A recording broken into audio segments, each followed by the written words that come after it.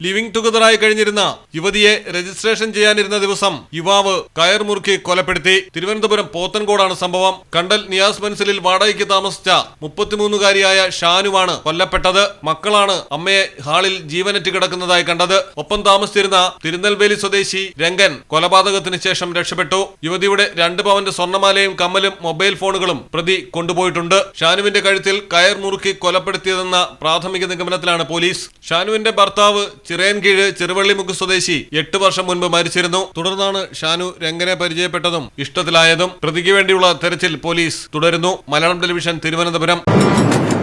കണ്ണൂരിനെ ഉഴുതുമറിക്കും ഓരിച്ചൊരിയണ മഴയായാലും വയനാട്ടിലെ കുളിര് കോരും മഞ്ഞായാലും നാട്ടിലെവിടെയാണേലും കാലാവസ്ഥ എന്താണേലും സിമെന്റ് JSW കോൺക്രീറ്റ് HD തന്നെ. നാട്ടിലെവിടെയാ?